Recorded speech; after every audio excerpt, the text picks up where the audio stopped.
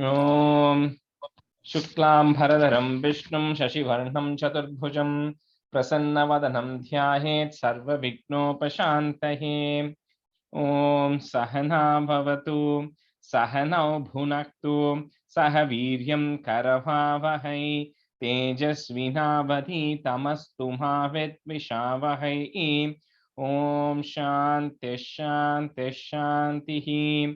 अगजानन पद्मार्कं गजाननमहर्निशम् अनेकदन्तं भक्तानाम् एकदन्तमुपास्महे।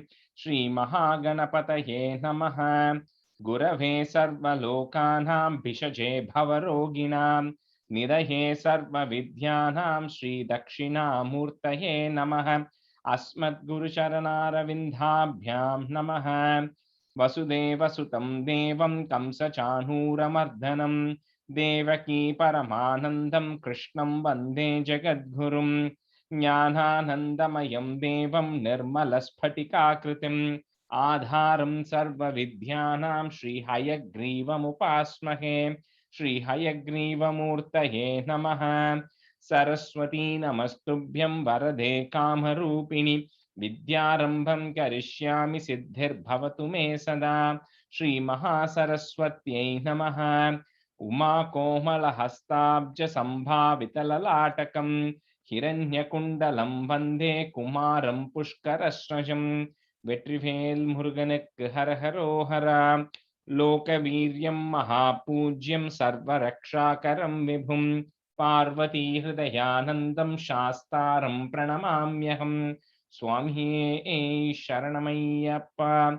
வாகர்த்தாவிவ சம்பிரக்தௌ வாகர்த்த பிரதிபத்தயே जगदः पितरौ वन्दे पार्वती परमेश्वरौ। श्री पार्वती परमेश्वराभ्यां नमः। कोमलं कूजयन् वेणुं श्यामलोऽयं कुमारकः वेदवेद्यं परब्रह्म तस्मै श्रीगुरवे नमः। अस्मद्गुरुचरणारविन्दाभ्यां नमः। श्रीकृष्ण गोविन्द हरे मुरारे श्रीनाथ नारायण वासुदेव। श्रीकृष्ण गोविन्द हरे मुरारे श्रीनाथ नारायण वासुदेव। श्री कृष्ण गोविंद हरे मुरारे श्रीनाथ नारायण वासुदेव। पीताम्बरं करविराजितचक्रशङ्ख कौमोदकी सरसिजं करुणासमुद्रं राधासहायम् अतिसुन्दरमन्दहासं वातालयेशम् अनिशं हृदि भावयामि। कृष्णो रक्षतु मां चराचर गुरुः कृष्णं नमस्ये सदा। कृष्णेनैव सुरक्षितोऽहमसकृत् कृष्णाय दत्तं मनः। कृष्णादेव समुद्भवो मम विभो कृष्णस्य दासोऽस्म्यहं। कृष्णे भक्तिरचञ्चलास्तु भगवन्। हे कृष्ण तुभ्यं नमः।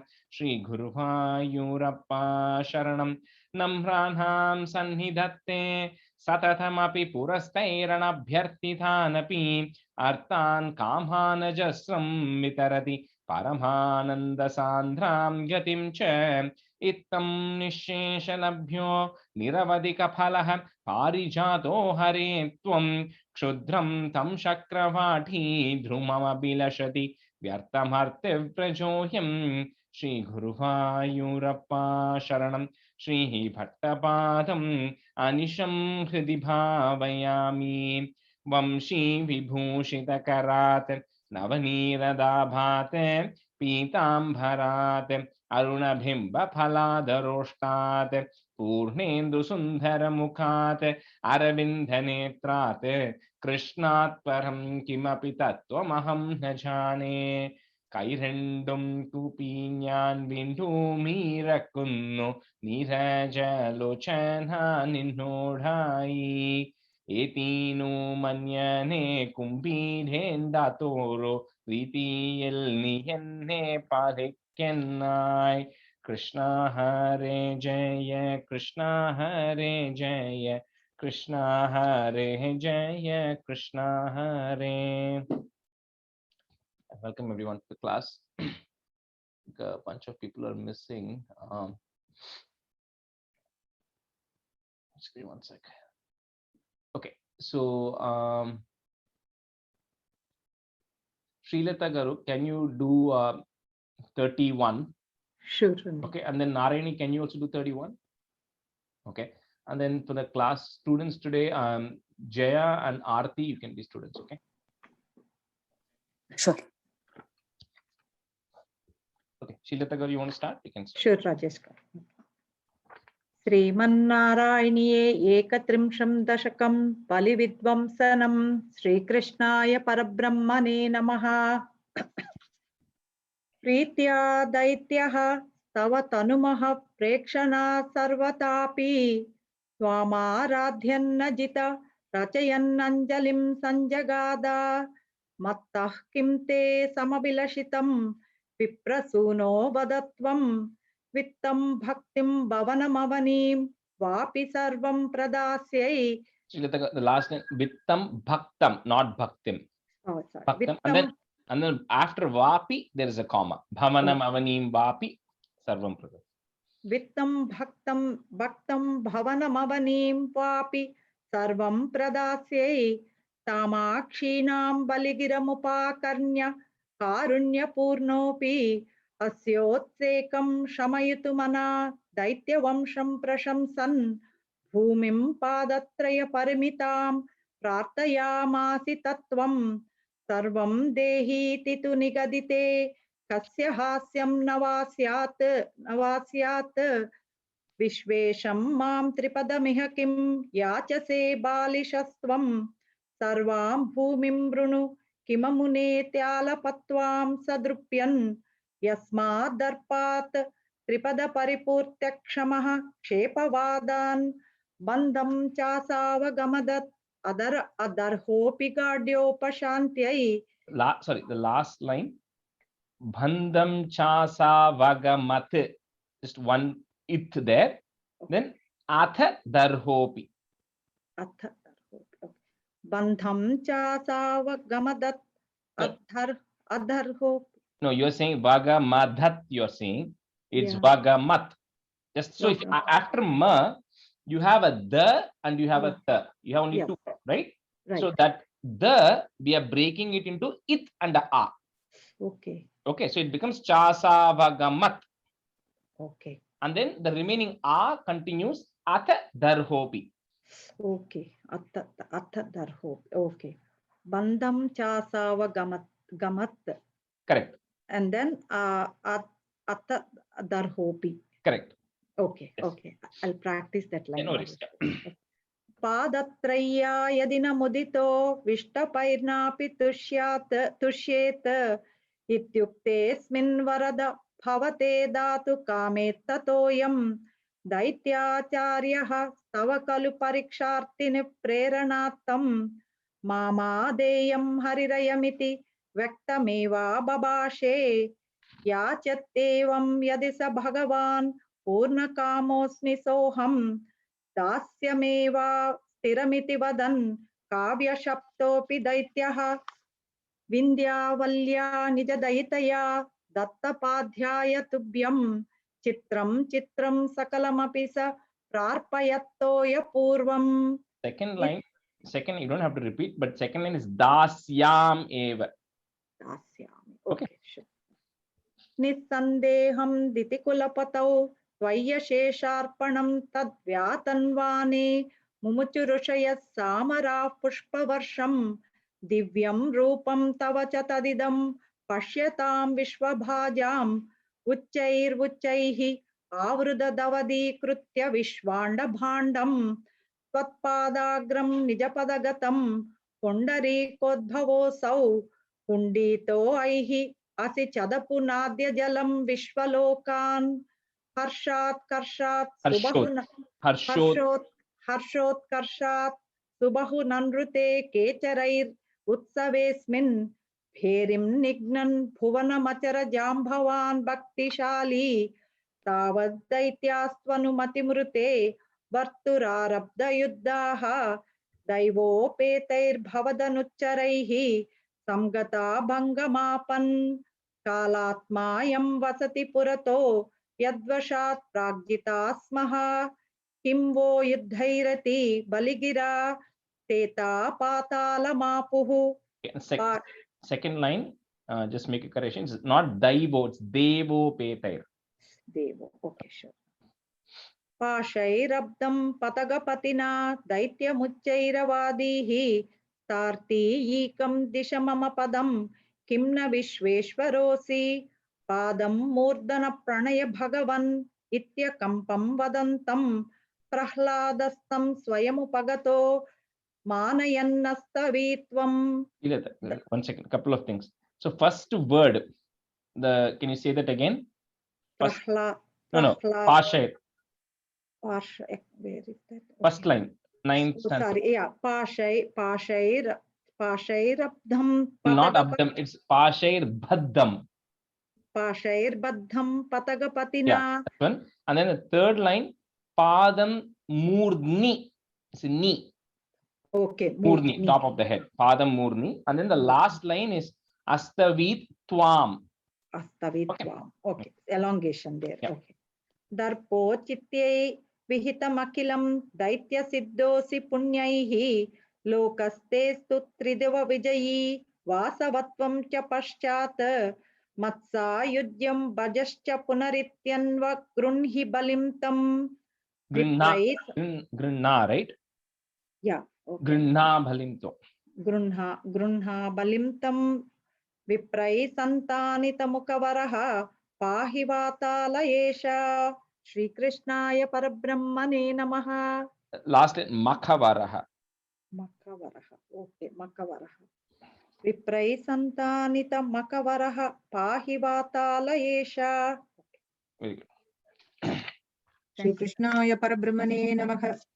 दशकं 31 बलि विध्वंसनम्.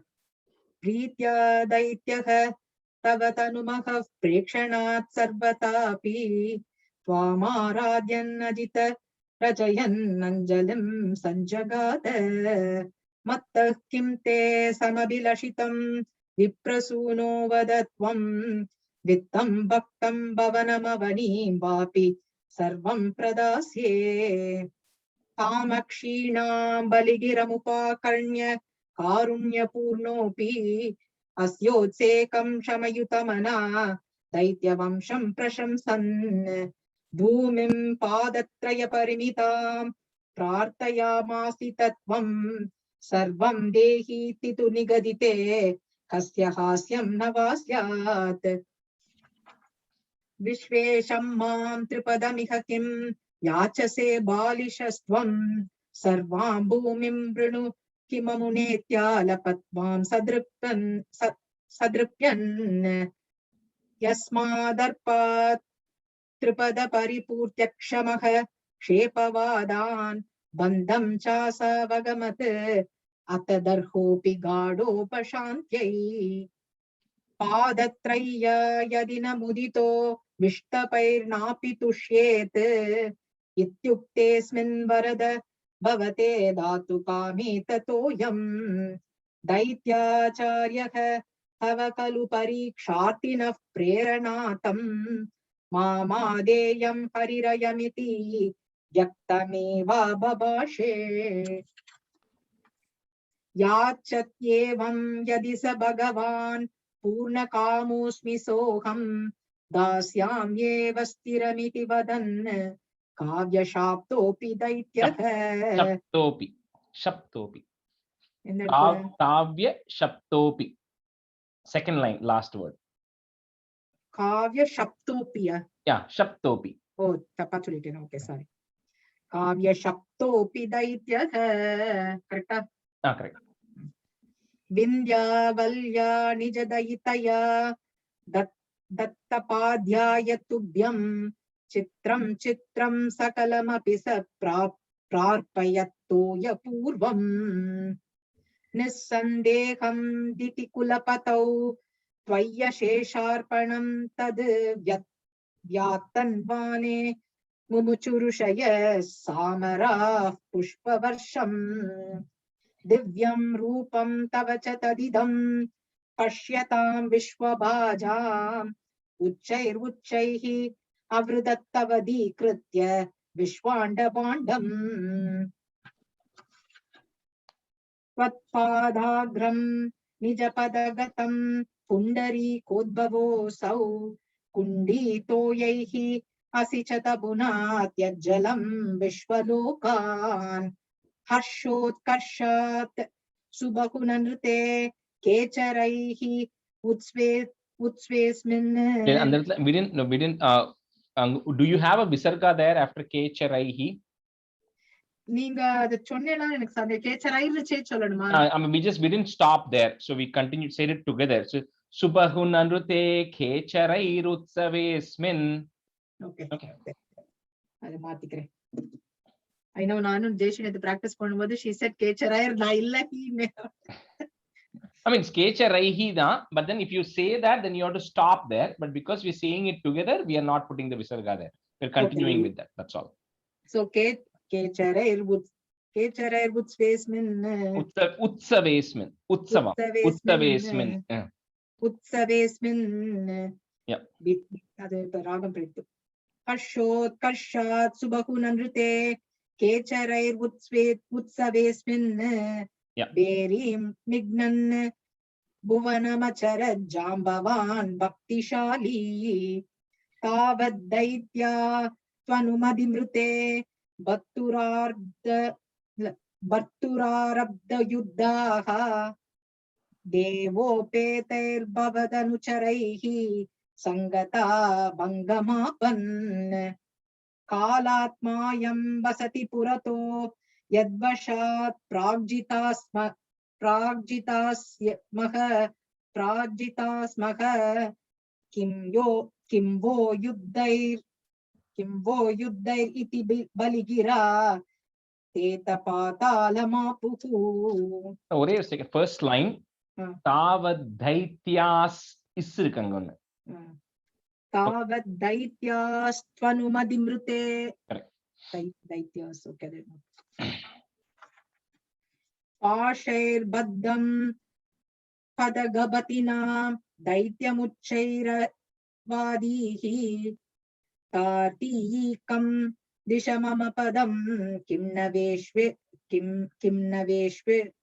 विश्वेश्वरोऽसि पादं मूर्ध्नि प्रणय भगवन् इत्यकम्पं वदन्तं प्रह्लादास्तं स्वयमुपगतो मानयन् अस्तवीत्वाम्. Again, the Prahladastam. It sounded like you said a long. தப்பா சொல்லிட்டேன், sorry. Prahladastam swayamupagato. Yeah, okay. Prahladastam swayamupagato मानयन् अस्तवीत्वाम्. दत्पोचित्यै विहितमखिलं दैत्यसिद्धोषि पुण्यैः लोकस्तेस्तु त्रिदिव विजयी वासवत्वं च पश्चात् मत्सायुज्यं भज च पुनरित्यन्वगृह्णाबलिं तं विप्रैः सन्तानितमकवरः पाहि वातालयेश. श्रीकृष्णाय परब्रह्मणे नमः. Very good. There's only one general correction. So in the beginning, when you at the end, you are putting an extra stretch. Right? So the problem, what will happen is, if you go to the first stanza, first line, it ends with a short P, right? So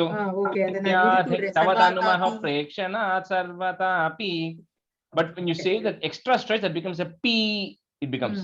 In the second stanza, first line also. So just make sure if you're doing like that, don't put that extra stretch at the end. Okay. Okay. All right. Thanks, Rajesh. ஒரே ஒரு சந்தேகம் வருது. இந்த பிரீத்யா தைத்யஹ தவ தனுமஹ if உண்டா அதுல? என்ன பா வருது? இல்ல, pa or pra, whatever comes, visarga is there before, you pick it a if. So tava tanumah. Yes. If undu இல்லையா? Okay. If is there. Okay. One question. Go ahead. Sorry, who was okay, this is Jyoti. Yeah, this is Jyoti. 31-9, second line is that, okay, first line ends with muchairava vihi, right? Badihi, yeah. Dihi, and the second line is tarti ekam, right? Yeah, so I was just telling earlier, I think Lakshmi Garu or somebody was asking, tar, so think of it as tar, ir, it. Okay, tar, ti ekam. Tarthi ekam. Yeah. Yes. Okay. Okay. Okay. Okay. And one more quick question, Rajesh. Mm. And 31.3 last line, is that like there is a comma after gammat, chasava gammat, or continuation with Yeah. gammat? Because you're breaking it, there is Breaking a it. there is a comma there. Okay. Chasa Thank you. Vagamat. Okay. Thank you so அதே much. மாதிரி 5ல Rajesh second லைன்ல சித்திரம் சித்திரம்க்கு அப்புறம் தானே Chitram kapran, there is a comma there. I know some of them were like when they're saying it together. Together. Chitram, and then there's a comma. He's just because it's a double emphasis, right? So we're just taking it's like exclamation mark, right? So that's all. Sure. Okay. Thanks. Yeah. All right. So we'll go to 32. So I think 32, Jaya, correct. I think we did until 7, right? For this, I think for the other batch, I did only until 6, if I remember right. So for here, Thursday 7 தான் Yeah, Rajesh for us you record. did only 6. Yeah. Yeah, for the Saturday batch, I did only 6. For the Thursday batch, I've already finished 7. Okay. So I'll say 1 to 7 and then we'll start. Pura hayagriva mahasurena shashtantarantodyata kandakalpe nidronmukha brahma mukadhriteshu vedeshvaditsah kilamatsya rupam satyavratasya dramiladi bhartuhu nadi jale tarpayatastadhanim karanjalau sanjwalita kritistvam adrishyatah kaschana balaminah क्षिप्तं जले त्वां चकितं विलोक्य निन्ये भूपात्रेण मुनिस्वगेहं स्वल्पैरहोभिः कलशीं च कूपं वापीं सरश्चानशिषे विभो त्वं योगप्रभावाद् भवदाज्ञयैव नीतस्ततस्त्वं मुनिना पयोधिं पृष्टो मुना कल्प दिदृक्षुमेनं सप्ताहमास्वेति वदन् यासीः प्राप्ते त्वदुक्ते हनि वारिधारा परिप्लुते भूमितले मुनीन्द्रः सप्तर्षिभिः सार्धमपारवारिणी उद्गूर्णमानः शरणं ययौ त्वां धरां त्वदादेशकरीमवाप्तां नौरूपिणीमारुरुहुस्तथा ते तत्कम्पकम्प्रेषु च तेषु भूयः त्वमम्बुधेराविरभूर्महिन्यान् जशाकृतिं योजनलक्षदीर्घां दधानमुच्चैस्तरतेजसं त्वां निरीक्ष्य तुष्टा मुनयस्त्वदुक्त्या त्वत्तुङ्गशृङ्गे तरणिं भबन्धुः. Finish till there. We'll start with 8. आकृष्टनौको मुनिमण्डलाय प्रदर्शयन् विश्वजगद्विभागान् संस्तूयमानो नृपरेण तेन ज्ञानं परं चोपदिशन्नचारीः. So like we were discussing the last class, right? We should probably think, although they're saying the Jagat, Vishwa Jagat and everything, it's not representing just the earth, because in the previous one, we saw how big that fish was, or the form the Lord took. So in this case, so he's taking the sages and showing the Muni Mandalaya, all the sages along with Satyavrata, the Vishwa Jagat Vibhagan, showing them the various regions of the world, the various regions of the universe itself. And more importantly, because Satyavrata is going to be the next Manu, he has to now get the ultimate or final knowledge. So on him, you then bestow Jnanam Param. You yourself, O Lord, are teaching him the highest knowledge of the soul and how the Paramatma and all of the Jivatma, all that information. You are giving him the highest knowledge to Satyavrata, and you are just taking them around the entire universe. So Akrishta Nauko Muni Mandalaya, comma, Pradarshayan Vishwa Jagat Vibhagan Samstuya Mano Nrivarena. It's a N and then a R, right? Nrivarena means the king. Nrivarena Tena, comma, Jnanam. So again, it's Nya. So Lakshmi Garu, you were asking about this the other day, right? So this again, the same Nya is coming here. Jnanam, which means knowledge. Is it Jna or Gna? Nya. Nya. So Jna. Okay. Yeah. So the G is not the you can't, the G is silent. Think of it that way. So it's Okay. nya. Okay. Okay. So jnanam param, because in Sanskrit there's a letter itself called nya, that which is but if it's gnya, then they would have put that half g in front of it. So it's just nya. So jnanam param chopa dishanna charihi akrishtanaukko munimandalaya pradarshayhan vishva jagat vibhagan samstuyamano nruvarena tena jnanam param chopadishanna charihi. Jay, you want to go? Krishnauko Munimandalaya Pradarshayyan Vishwajagatibhagan Samstuyamano Nruvarena Tena Jnanam Param Chopadishanna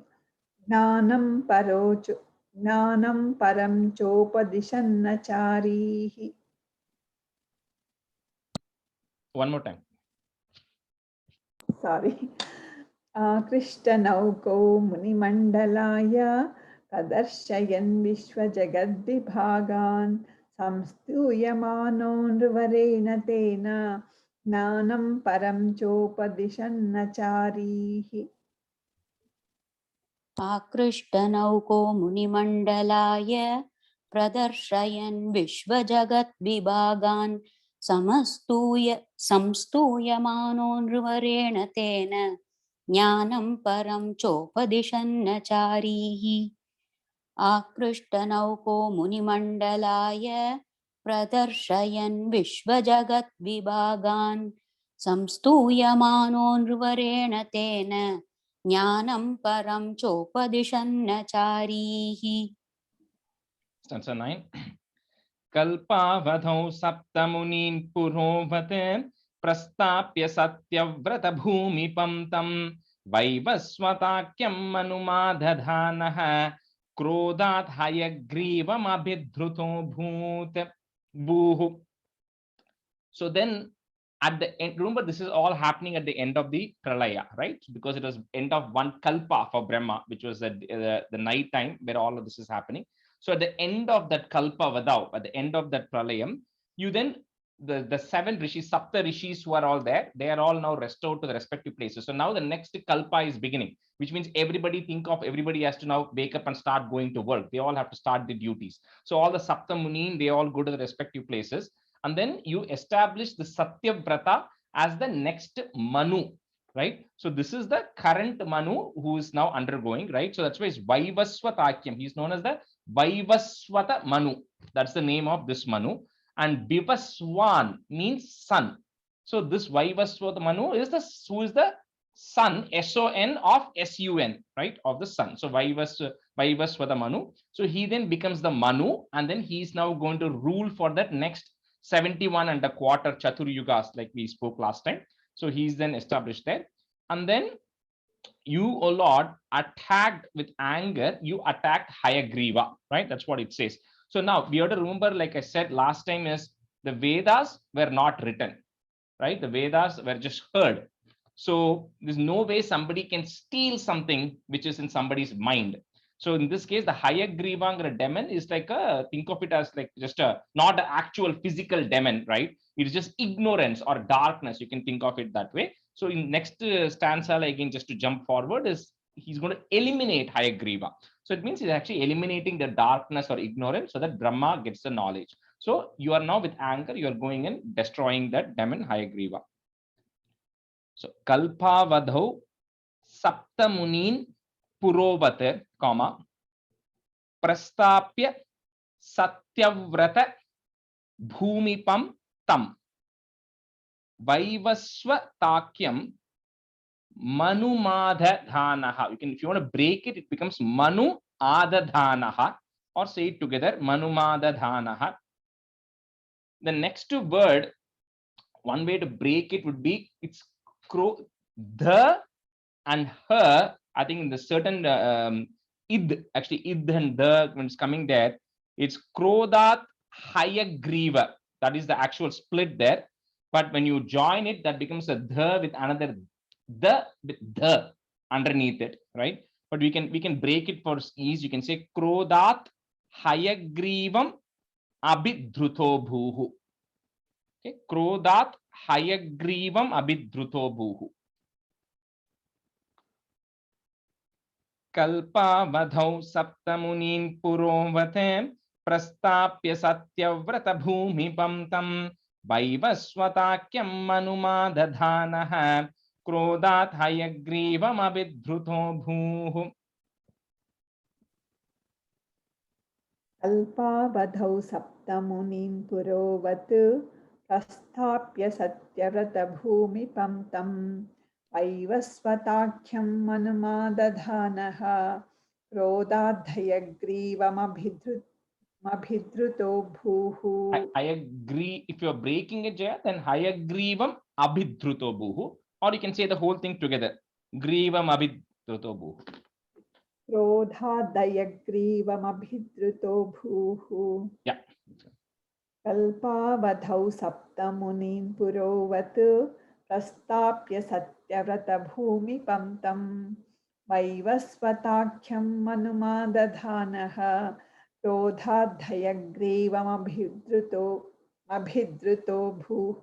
I'm not getting the last Yeah, part. that's why you can stop at that im if that's easier, because it's a proper break anyways. क्रोधाद्धयग्रीवमभिधृतो भूः. कल्पावधौ सप्तमुनीन् पुरोवत् प्रस्थाप्य सत्यव्रतभूमिपं तं वैवस्वताख्यं मनुमाददानः क्रोधादयग्रीवम् अभिधृतो भूः. कल्पावधौ सप्तमुनीन् पुरोवत् प्रस्थाप्य सत्यव्रतभूमिपं तं वैवस्वताख्यम् अनुमाददानः क्रोधादयग्रीवम् अभिधृतो भूः. Okay, last one. Swatunga shringa kshatavaksasam tam nipatya daityam nigaman grihitva birinchaye prita hrude dhadhanaha prabhanjanagarapate prapayah. So like we said earlier, it is the hayagriva is removed, is destroyed or eliminated, right? You can think of it as darkness or ignorance.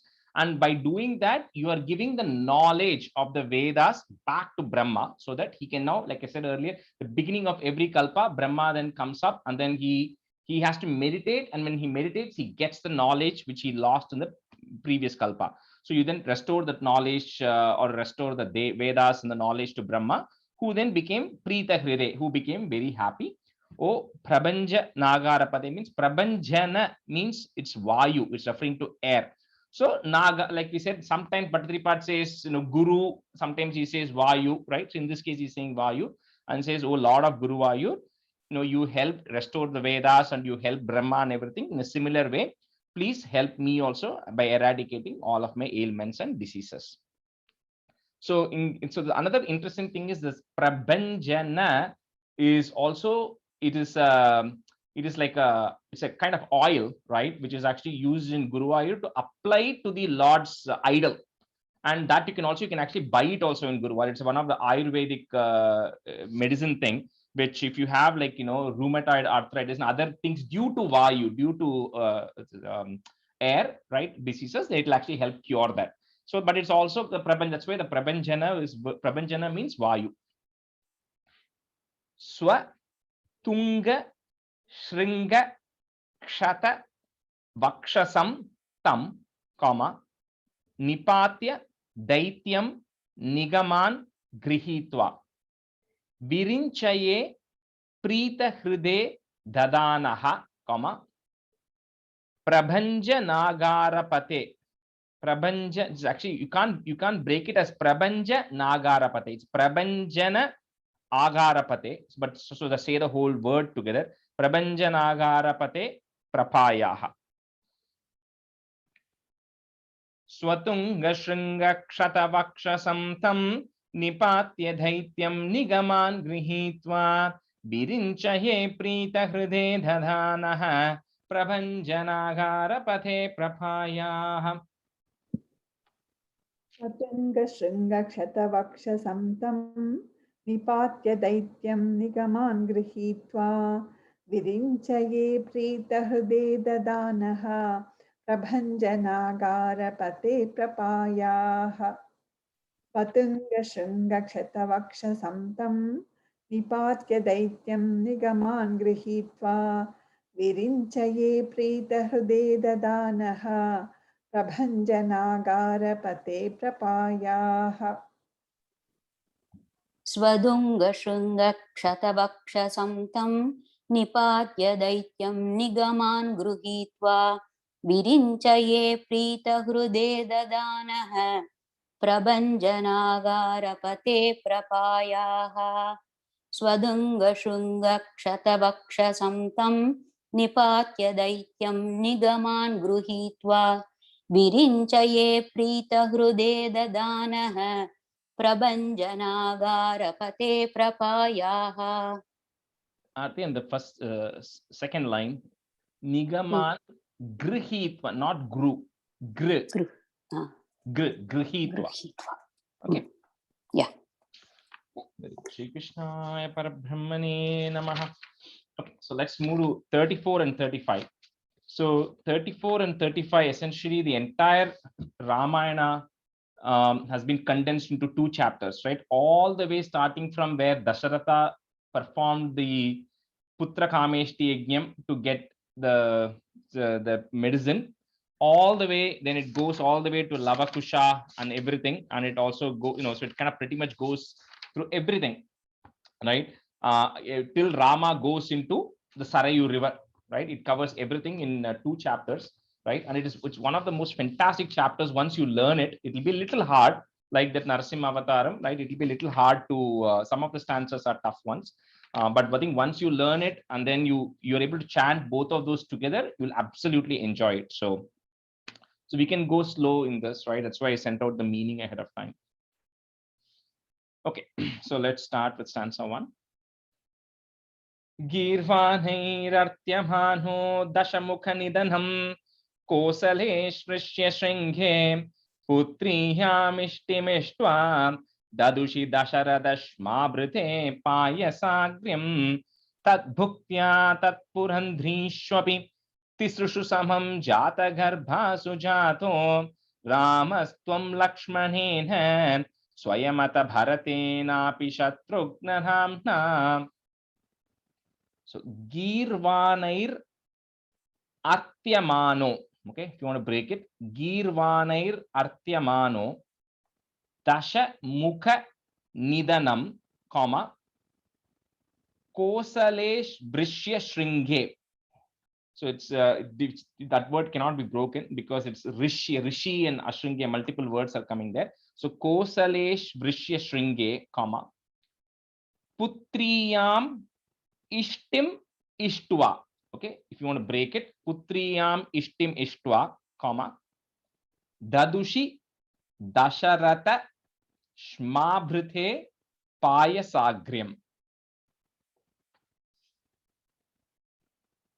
Girvanhairartyamano dashamukha nidanam kosalesh vrishya shringhe putriyamishtimishtva dadushi dasharadashmabrite payasagryam.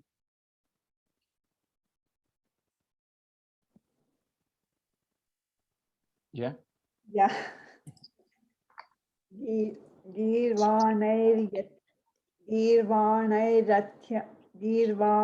गीर्वाणैरर्थ्यमानो दशमुखनिधनं Kosle दृश्य शृङ्गे पुत्रीयामिष्टिमिष्ट्वा तदुषि दशरथक्ष्माभृते पायसाग्र्यम्. I'm sorry, Rajesh. Can you tell me one more time where you are doing the break? I kind of, I'm lost. Sorry. Which line? The Putriyam? The first 2 lines. Okay. So Girvanair ir. So the r that is there, I'm just breaking. That's where you can break it. Girvanair artyamano dasha mukha nidhanam. Then the next word is together. Kosalesh vrishya shringe. That you cannot break it anywhere. Then Putriyam Ishtim Ishtva. Dadushi Dasharatha Shmabrite Payasagryam. Okay, thank you. The second line la pause kadayada Rajesh. And the Putriya mishti. after Mishtva, Putriyam Ishtim Ishtva. Oh, mishtwali. Okay. Ishtva ka pause. Okay. One quick question, Rajesh ji, like Kosaleshva or Kosalesh Rishyar Strunge? Yeah, that's what I'm saying. It's because it is Koshaleshu Rishi. Multiple words are coming, right? So that's why you cannot say, oh, where is the right one? You have to pretty much try to say the whole thing together. If when you're saying it together, you end up breaking at some place, that's okay. But that word is Kosaleshu, right? Rishi. There is no va sound. There is no va vattu. I mean, no, that's what I'm saying. Because that, okay, because of the sandhi, it has become Kosalesh Vrishya. Ba comes there. Okay. Okay, so the Koshaleshu plus Rishya Shringe are the two words. When they join, it becomes Kosalesh Vrishya Shringe. Okay. Okay. Thank you. गीर्वाणैरथ्यमानो दशमुखनिधनं कौशलेश्वरस्य शृङ्गे पुत्र्यामिष्टिमिष्ट्वा ददुषि दशरथक्ष्माभृते पायसाग्र्यम्. Yeah, the pause is after Ishtva, not after Dadushi. Okay. I'll say it again. गीर्वाण्यैरथ्यमानो दशमुखनिधनं कोसलेश्वरस्य शृङ्गे पुत्र्यामिष्टिमिष्ट्वा ददुषि दशरथक्ष्माभृते पायसाग्र्यम्. कीर्वाणैर् अर्ध्यमानो दशमुखनिधनं कोसलेश वृष्यशृङ्गे पुत्र्यामिष्टिमिष्ट्वा ददुषि दशरथक्ष्माभृते पायसाग्र्यम्. कीर्वाणैर् अर्ध्यमानो दशमुखनि Arthya. कीर्वाणैर् अर्ध्यमानो दशमुखनिधनं कोसलेश्वृष्य शृङ्गे पुत्र्यामिष्टिमिष्ट्वा ददुषि दशरथक्ष्माभृते पायसार्क्यम्. Payasagriyam. Gra is there. साग्र्यम्. Yeah. G. Okay. Tad Repeat. That's fine. Tad bhuktya tat purandrishwapi. Drishwapi, comma. Tisrushu samam jata garbhasu jato, comma. Ramastvam lakshmanena, comma. Swayamatha bharatenapi shatrugna namna. Tadbhuktya tatpurandrishwapi tisrushu samam jata garbhasu jato ramastvam lakshmanena swayamata bharatenapi shatrugna namna. तद्भुक्त्या तत्पुरन्ध्रीष्वपि तिसृषु समं जातगर्भासु जातो रामस्त्वं लक्ष्मणेन स्वयमथ भरतेनापि शत्रुघ्ननाम्ना. तद्भुक्त्या तत्पुरन्ध्रीष्वपि तिसृषु समं जातगर्भासु जातो रामस्त्वं लक्ष्मणेन स्वयमथ भरतेनापि शत्रुघ्ननाम्ना. तद्भुक्त्या तत्पुरन्द्रीष्वपि तिसृषु समं तिसृषु समं जातगर्भासु जातो रामस्त्वं लक्ष्मणेन स्वयमथ भरतेनापि शत्रुघ्ननाम्ना. तद्भुक्त्या तत्पुरन्द्रीष्वपि तिसृषु समं जातगर्भासु जातो रामस्त्वं लक्ष्मणेन स्वयमथ भरतेनापि शत्रुघ्ननाम्ना. Chansatu.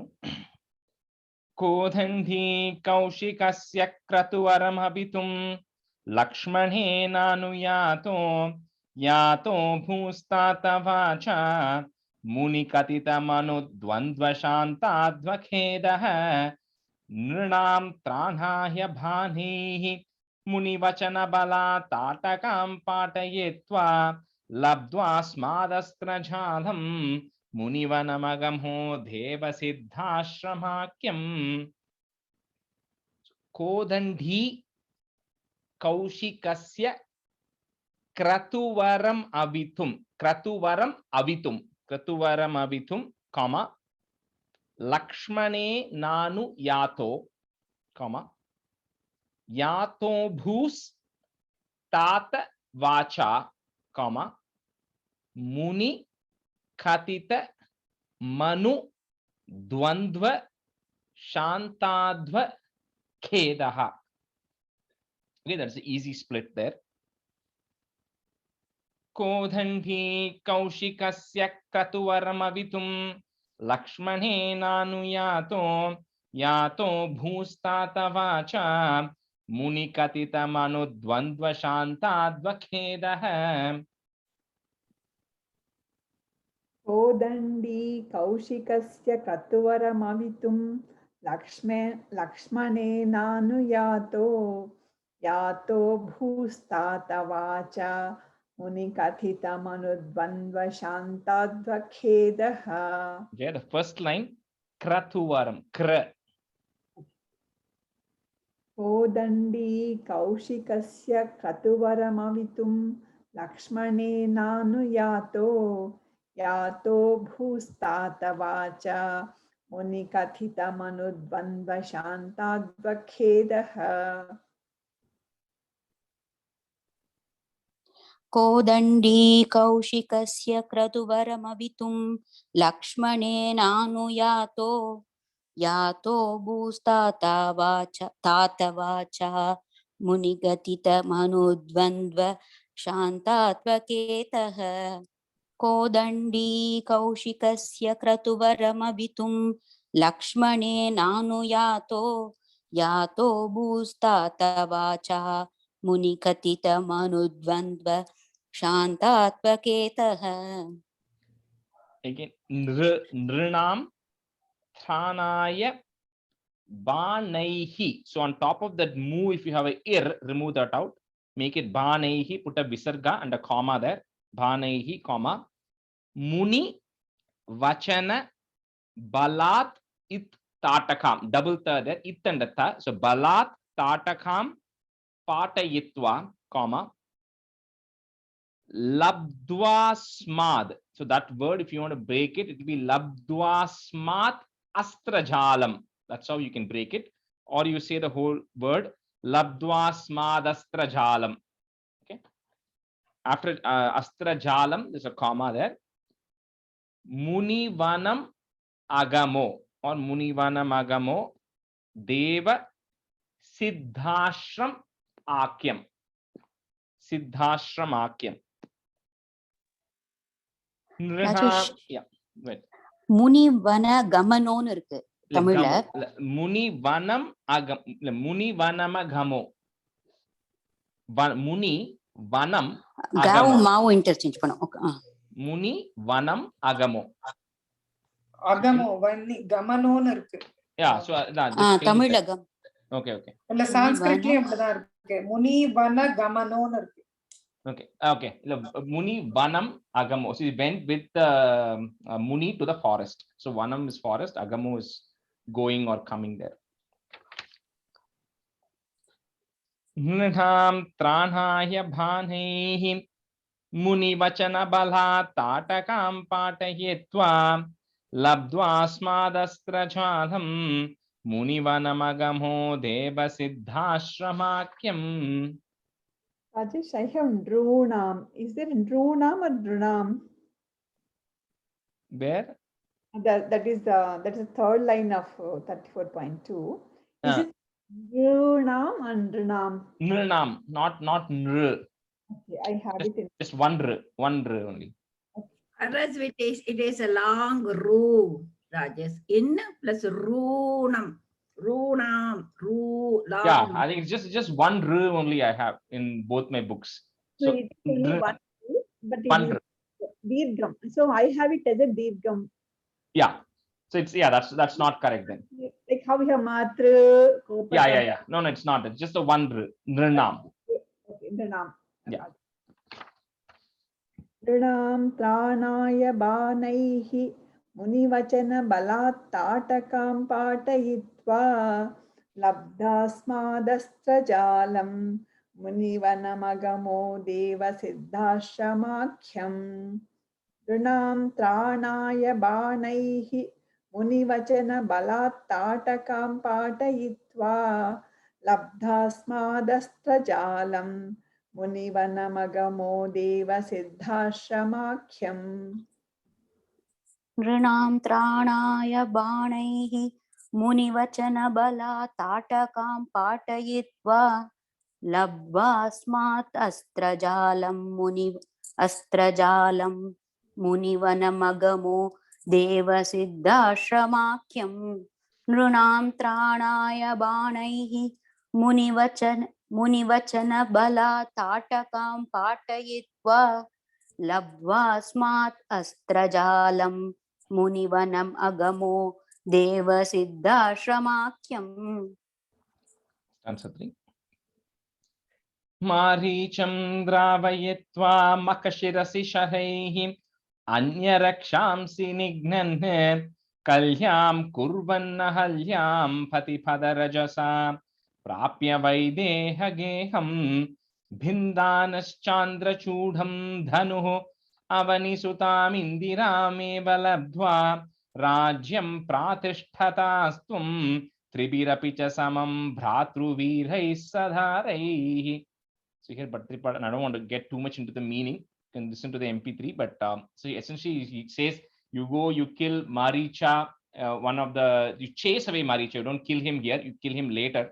So you chase him away, then you purify this lady called Ahalya, and then you go to Vaideha Geham, means you go to the house of Sita, right? Go to where Janaka is, you go to Videha, and there you break the bow of Shiva, you then win Sita, who is Mahalakshmi herself, you then win her as your wife, and then you go back to Ayodhya with your brothers and their wives, because they also get married. So all of that is kind of described in this one stanza. So Maricham Dravayitva Makha Shirasi Sharaihi. So that ra that is there after rai, remove that ra and first put a visarga and a comma. Sharaihi. Next line becomes a Anya Rakshamsi Nignan. Comma after Nignan. Kalyam Kurvanna Halyam. It's Kurvan plus Ahalyam, but it becomes a double na there. Kurvanna Halyam. Pati Padarajasa, and then a comma. Prapya Vaideha Geham. Maricham Dravayitva Makashirasi Sharaihi Anyarakshamsi Nignan Kalyam Kurvanna Halyam Patipadarajasa Prapya Vaideha Geham.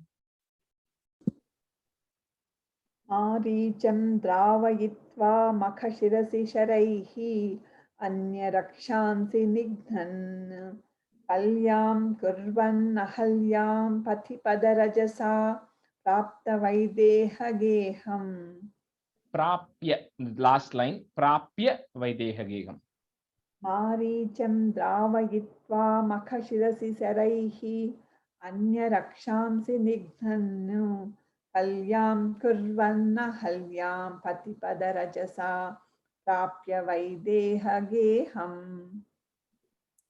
मारीचं द्रावयित्वा मकशिरसि शरैः अन्यरक्षांसि निघ्नन् कल्यां कुर्वन्न हल्यां पतिपदरजसा प्राप्य वैदेहके गेहम् मारीचं द्रावयित्वा मगशिरसि शरैः अन्यरक्षांसि निघ्नन् कल्यां कुर्वन्न हस्यां पतिपदर Kurvanna Halyam. Sorry. Kalyam kurvanna halyam पतिपदरजसा प्राप्य वैदेहगेहम्. So it's fine. Sorry to bother you, Yeah. Rajesh. I'm so sorry. No worries. For the 34.2, the Sanskrit says Nrunam, Ru, like in a long Ru, Dergha Ru is there in the Sanskrit text. Okay. Look, let me go back and check, because in all the books and even in the last classes, it was not brought up. But I'll double check. Yeah, Just to make sure. Sanskrit, both the texts have long Dergha Ru only, not Okay. not Hrasva. Okay. I'll check, because Harsvam is what I have. But I'll anyway go and I'll check and get back on that. Okay. Sorry about that. No problem. No problem. So Arti, sorry, I was just commenting that the commas are only after, in this case, Sharaihi and Padarajasa. Okay. But for now it is okay. But I just want to make sure you have Sure, only yeah, those I two messed marks. up, Okay. yeah. No, that's Sure. okay. No worries. Yeah. Because right now I want to make sure you're saying the words correctly more than anything, right? So Sure, yeah. Bhindanash Chandra Chudam Dhanuhu. So remove that R that you have and put a Visarga first in the comma. Dhanuhu. Next word starts with the A. So Avani Sutam. Avani Sutam. Avani means earth. Avani Sutam means daughter of earth. So Sita. So Avani Sutam Indiram Eva. If you want to break it. So it's Avani Sutam Indiram Eva Labdhva, comma, Rajyam Pratishtathastvam. Pratishtathastvam, comma, Tribhirapi cha samam Bhratruvirais sadharaihi. Bhindanaschandrachudham dhanuhu Avanisutam indirameva labdhva Rajyam pratishtatastum Tribhirapi cha samam Bhratruvirais sadharaihi. भिन्दानश्चान्द्रचूडं धनुः अवनिसुतामिन्दिरामेव लब्ध्वा राज्यं प्रातिष्ठतास्त्वं त्रिभिरपि च समं भ्रातृवीरैः सदारैः भिन्दानश्चान्द्रचूडं धनुः अवनिसुतामिन्दिरामेव लब्ध्वा राज्यं प्रातिष्ठतास्त्वं त्रिभिरपि च समं भ्रातृवीरैः सदारैः.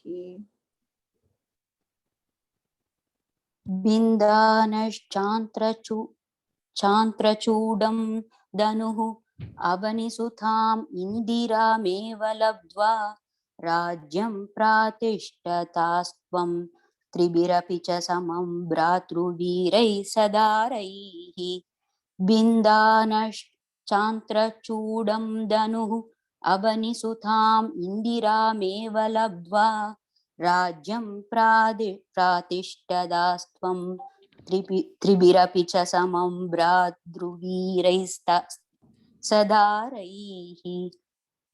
Stanza 4.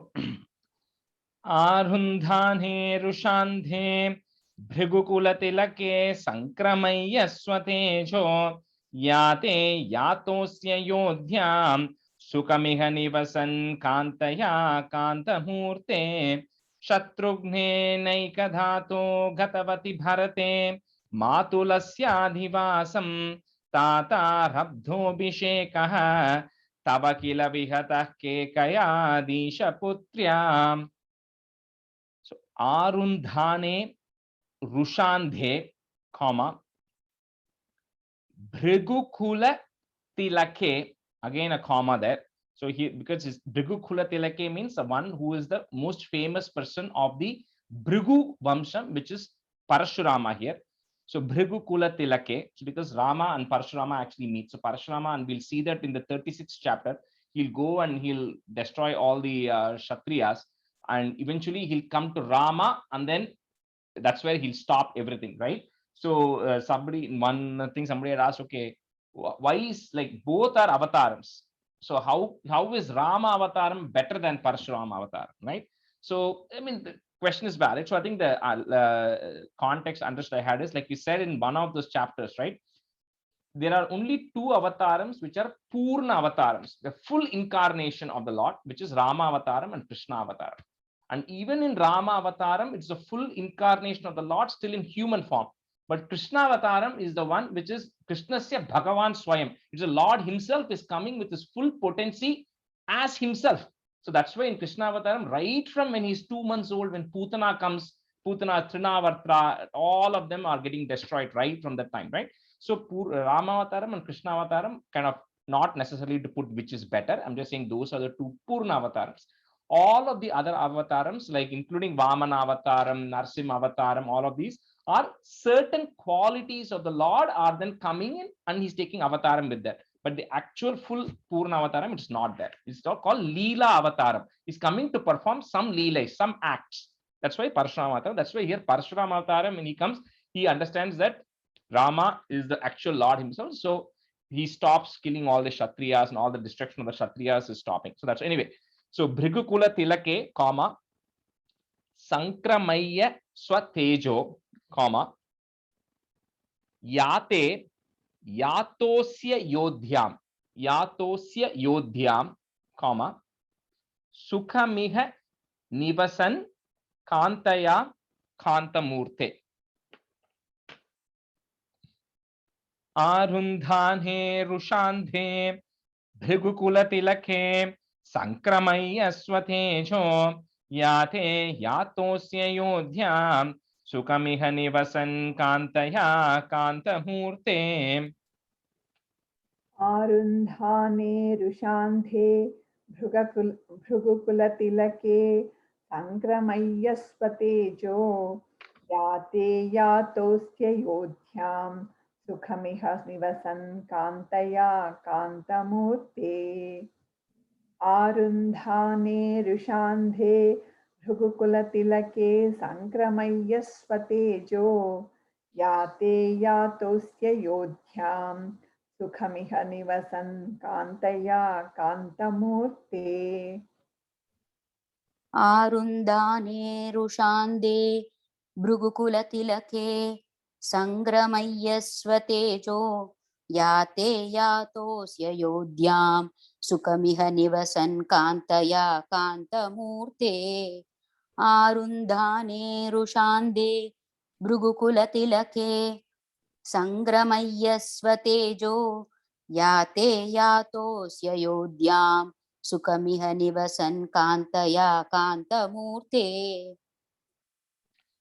Shatrughne Naika Dato Gatavati Bharate, comma, Matulasyadi Vasam, one word, Matulasyadi Vasam, comma, Tata Rabdo, it's actually one word again, Tata Rabdhobi Shekaha, Abhishekaha. So there is a is there, remove that is and put a visarga and a comma. So Tata Rabdhobi Shekaha, comma, Tava Kila Bihataha is there, so put a eh to join Bihatah. Kekayadisha Putriya.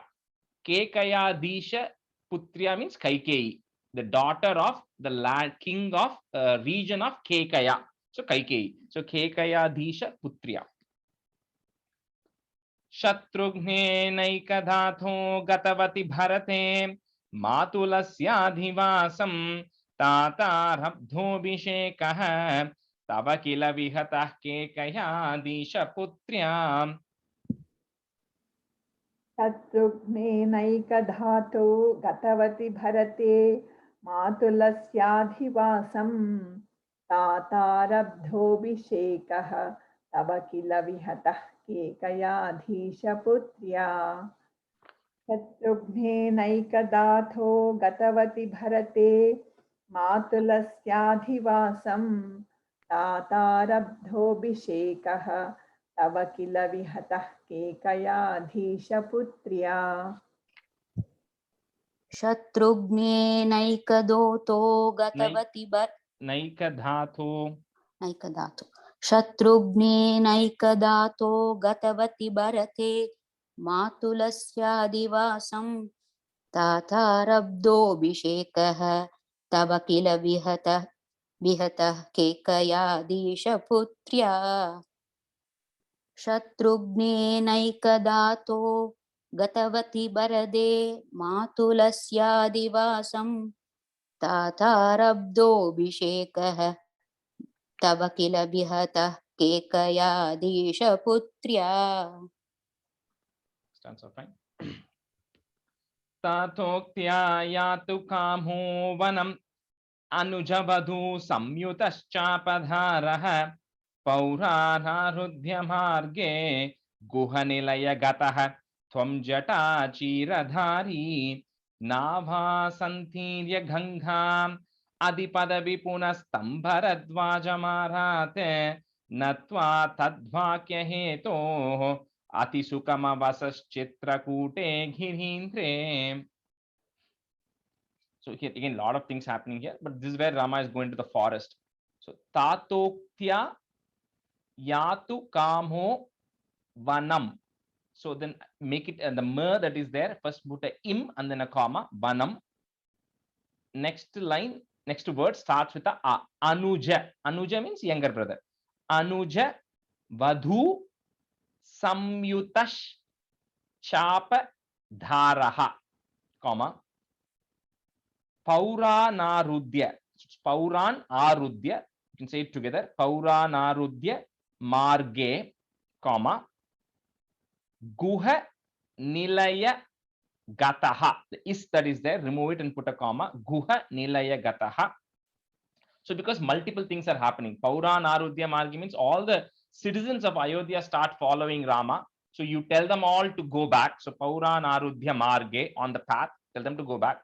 Guha nilaya gataha. Then you go to the house of this boatman called Guha. So Guha nilaya gataha, comma.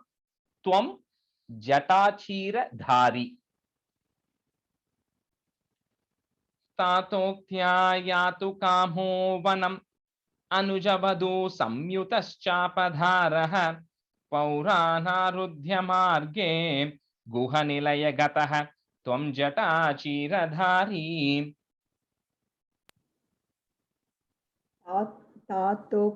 तातोक्त्या यातु कामो वनम् अनुजवधू संयुतश्चापधारः पौरानारुध्य मार्गे गुहनिलयगतः तं जटाचीरधारी.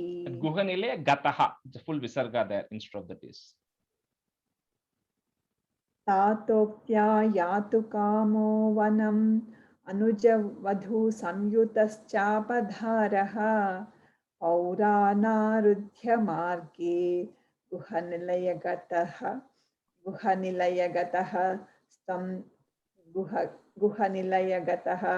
तं जटाचीरधारी.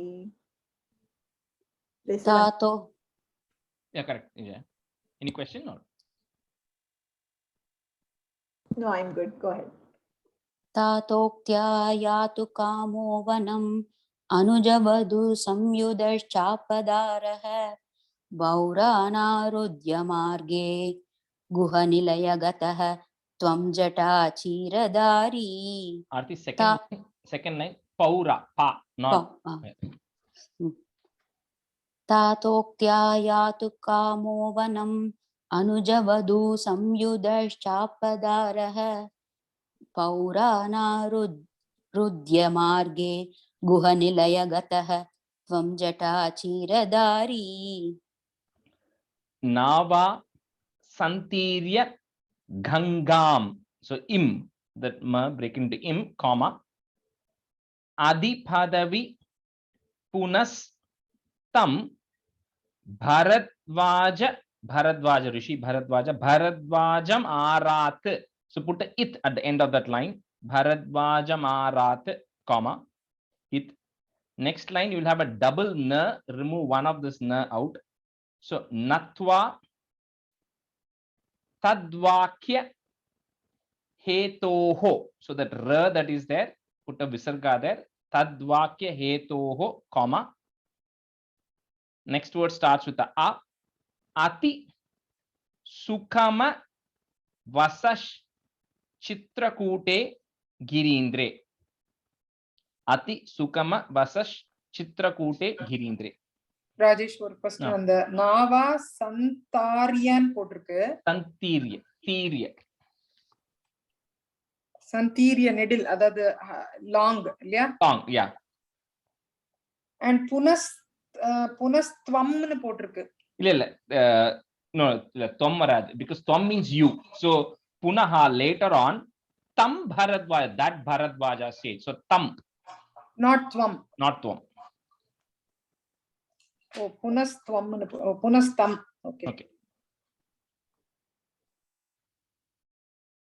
Now, got it? Thank you. Yeah, thank you. Nabha Santirya Gangam Adipadavi Punastam Bharadwaja Marate Natva Tadvakya Heto Ati Sukama Vasas Chitrakute Girindre. नावा सन्तीय गंगाम अधिपदवि पुनस्तं भरद्वाजमारात् नत्वा तद्वाक्य हेतो हि अतिसुखमवसश्चित्रकूटे गिरीन्द्रे. That is sorry Jaya, that last line Tadvakya Hetoho Ati Sukama. नावा सन्तीय गंगाम अधिपदवि पुनस्तं भरद्वाजमारात् नत्वा तद्वाक्य हेतो हि अतिसुखमवसश्चित्रकूटे गिरीन्द्रे. So again at that point you're saying some other letter, you're saying Tadvakya Hetoho. Okay, let me try again. नावा सन्तीर्य गंगाम अधिपदवि पुनस्तं भरद्वाजमारात् नत्वा तद्वाक्य हेतो हि. Okay, stop there. So you're saying Hetohi. Right. It's Hetoho. Oh, heto. Because after the to there is a r, right? Right. Okay, got it. It's a combination of a visarga and a a. So that's why it's Hetoho Ati Sukama. Okay, let me do just that again. Natva tadvakya hetoho atisukama That's it. chitrakute girindre. That's right. नावा सन्दीर्य गङ्गाम् अतिपदवि पुनस्तं भरद्वाजमारात् नत्वा तद्वाक्य हेतोः अतिसुखमवसः चित्रकूटे गिरीन्द्रे. Arti, so two small corrections. Next and the first and the third line after Gangam, it is Adhi, the, not the. Adhi Padavi, that's number one.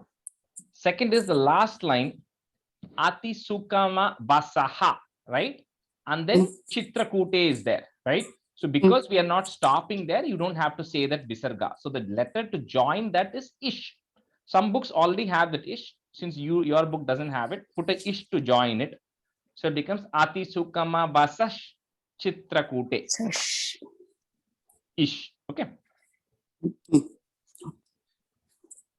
नावा सन्दीर्य गङ्गाम् अधिपदवि पुनस्तं भरद्वाजमारात् नत्वा तद्वाक्य हेतोः अतिसुखमवसश् चित्रकूटे गिरीन्द्रे. Okay. Maybe let's do one or maybe two. Let's see. Stanza 6.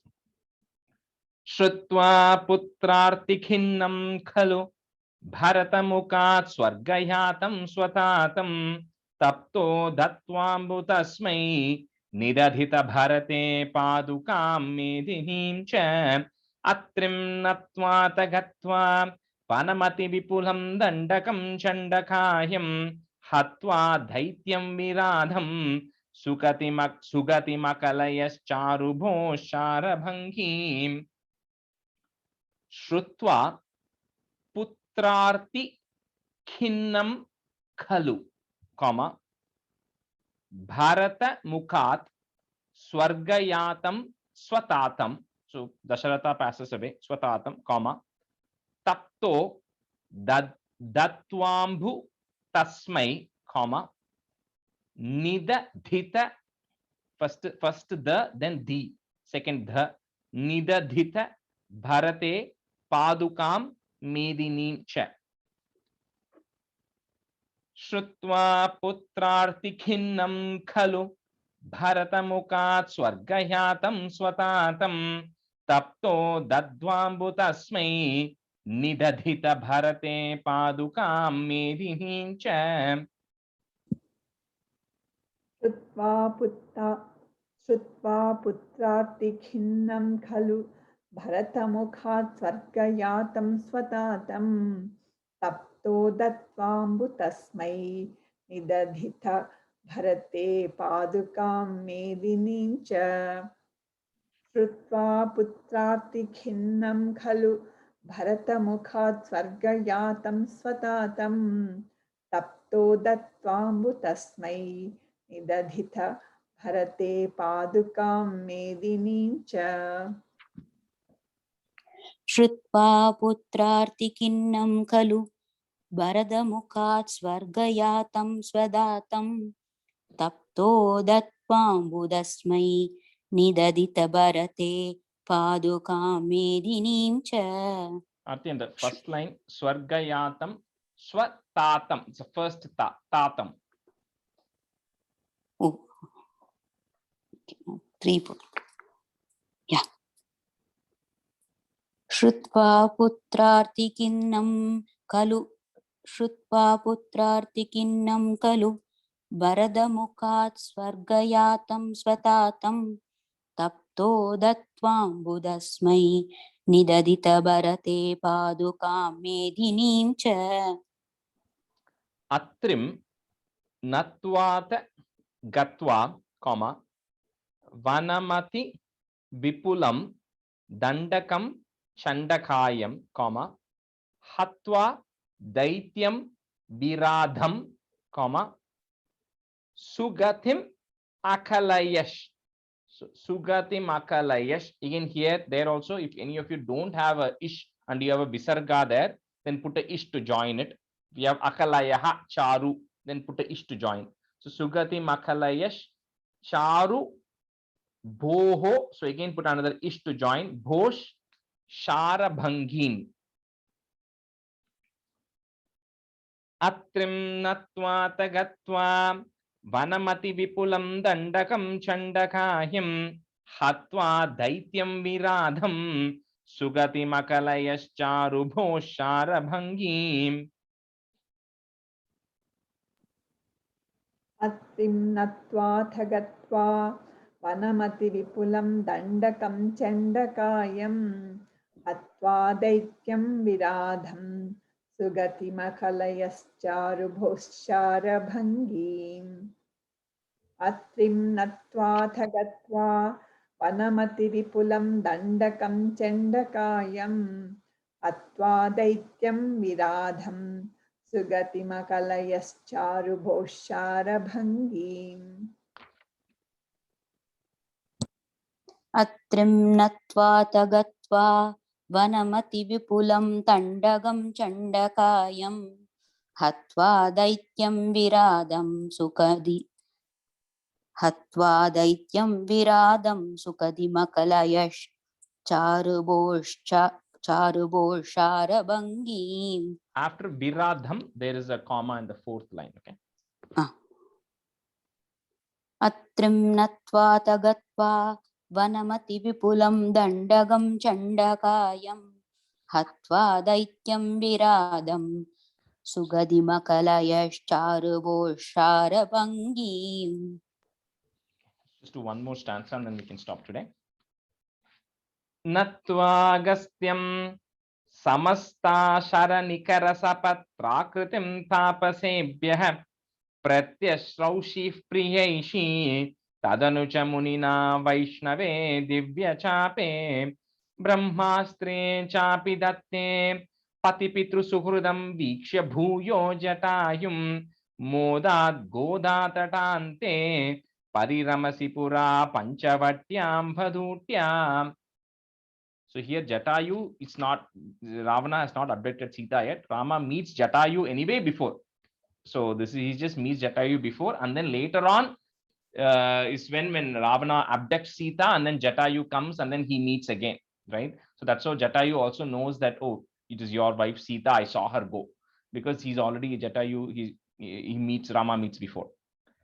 So Natva Agastyam, but you can say it together, Natva Agastyam, comma, Samastashara Nikara Sapa Trakritim.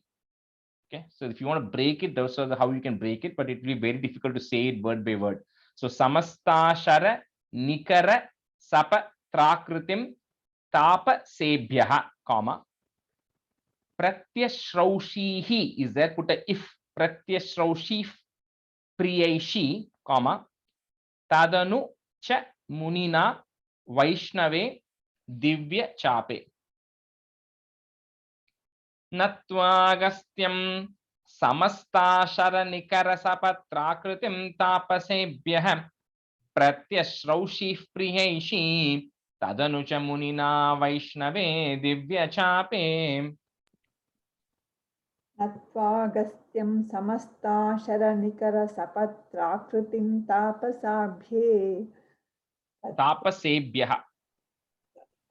Nattvagastyam samasta sharanikara sapatrakritim tapasebhyaha. Pratyaushaishi priyaishi tadanucha munina Vaishnave divya chape. There are a couple of corrections. There's a pause after Agastyam in the first line and Priyeshi in the second line. Okay. And then the second line, first word is Pratyashraushi. Pratyashraushi Priyeshi, right? Correct. Yeah.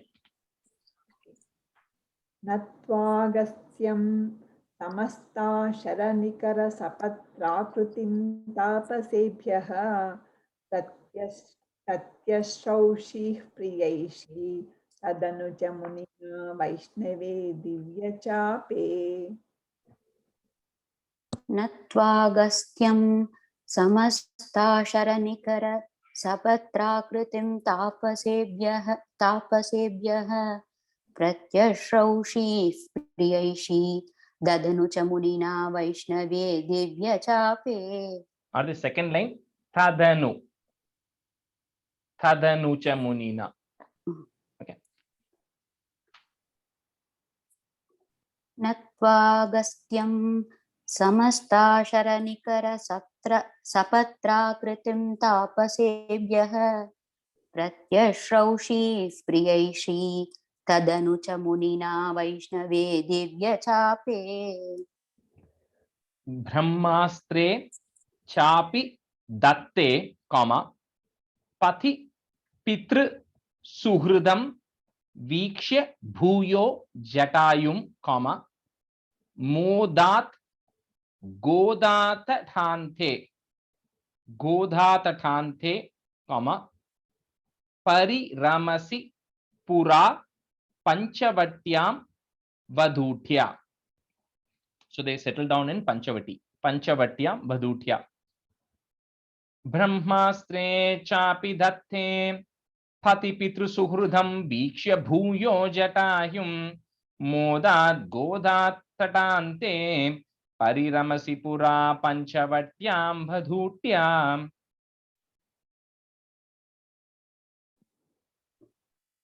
Brahmastre chapi datte patipitra suhridam vikshya bhuyo jatayum modat goda tatante pariramasi pura panchavatyam vadhutya. Brahmastre chapi datte patipitra suhridam vikshya bhuyo jatayum modat goda tatante Pariramasi pura panchavatyam vadhutya.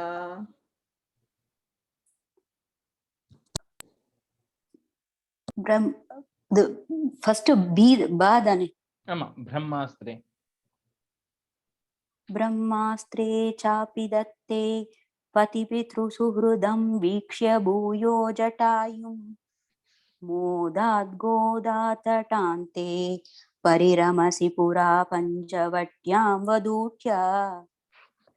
Brahmastre chapi datte patipitru suhrutam vikshya bhuyo jatayum मोदात् गोदाथटान्ते परिरमसि पुरा पञ्चवट्यां वधूठ्या. Okay, we'll stop here. From the next one, Shurpanaka and everybody come. So we'll stop class here today. Sandhanandhavabodhatmakamanupamitam kaladeshavadebhyam nirmuktam nityamuktam nigamashatasahasrena nirbhasyamanam aspashtam drishtamatre punarurupurushartatmakam brahma tattvam tattavat bhadi sakshat guru pavanapure hanta bhagyam jananam कायेन वाचा मनसेन्द्रियैर्वा बुद्ध्यात्मना वा प्रकृते स्वभावात् करोमि यत् सकलं परस्मै नारायणायेति समर्पयामि. Thank you everyone. Just one quick announcement. So 30th August, right, is Krishna Janmashtami. I think it's a Monday. So the Grace Lake Temple on 29th night is when they celebrate. So 29th they have some events all through the day. So 28th they've given us, they want us to have a Narayaniam session. I know some of you had come for the one which we had in May, right? I know Narayani had come for that. So where the first group and all, they had finished 50 chapters. So we did a 50 chapter Parayanam on May 9th. So that group is now will be finishing about 75 chapters, and another group would have finished 50 chapters. So on August 28th, which is a Saturday, we are going to be doing a 75 chapter Parayanam. Okay, I'll send more details later, right? It will be, but the reason they want to do it on Saturday was if we did it on Sunday, then the same people who come to the temple will come on morning and they won't come in the evening. So that's why they didn't want us to do it on Sunday.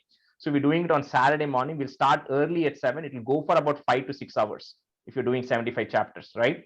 So of course, you're all welcome. And once I put all the details, I will put an RSVP sheet and everything. Whoever is coming, you will get a chance. So what we did last time was I assigned chapters to people, and so they were leading it in the mic, but everybody else is also chanting, but we'll have one person leading it in the mic, because that way they can control that chapter, right? So if any of you are coming, absolutely you can take whatever chapters we have learned. I'll assign it to you all, but we'll figure it out, right? We have couple more, we have 5-6 more weeks. So Jayashree, neenga Tennessee la irundhu or trip angirundu. Okay. Okay, online Zoom la join பண்ணலாம் நினைச்சே பாக்குறேன். There'll be no Zoom. It will be live streamed on YouTube by the temple. Temple will live stream on YouTube, but we won't have Zoom on ours. அப்ப வந்தாதான் சொல்ல முடியும். ஆமா. So you can always follow it online on YouTube, but of course, but we'll figure it out, right? But if you want to plan it ahead, it's 6 weeks time irukku. So நான் Revathi Saint Louis எல்லாம் நேர்ல வந்தாதான் participate பண்ண முடியும். சரி பாக்குறேன், முடிஞ்சா வரேன், இல்லனா I'll join via YouTube. Rajesh, இந்த நாங்க இப்ப ஒரு 25 கத்துக்கிறோம்னா எங்களுக்கு அந்த முதல் 25 நாங்க little bit of challenges. Yeah, I think we'll be able to complete close to 20 by that time. Okay, we'll be able to complete almost, we'll be done with 20. Maybe we'll have 1 or 2 things left. But the challenge is going to be, we have learned 1 and then we went to 12, right? So 2, 3, 4, 5, 6, 7, 8, 9, 10, all the other batches will be chanting. Okay, so that's why, so I need to know eventually, not now, by end of this month, I need to know who's going to come and how long you're going to stay. Because if you're going to stay for the entire duration, then I can assign anything. We'll be doing 98th chapter, 100th chapter, 69th chapter. So I can assign for this batch and Saturday's batch, those 20 chapters. I have no problems with that, right? Would you give us the address? Would you just put the address so we will see how long it takes us to drive? Sure. Yeah, this is the Hindu Mandir in Grace Lake. It will probably take about an hour from Naperville, but I'll put the address in the WhatsApp group. Okay. So yeah, so accordingly, but if somebody comes and says, hey, I'm going to stay only for the first 1 hour, then I can assign you 1 chapter from this 20 which comes in the first 1 hour or something like that, right? So okay, thank you Rajesh, thank you so much everyone. Thank you. Thanks Rajesh. Bye. Thanks everyone. Bye. Thank you.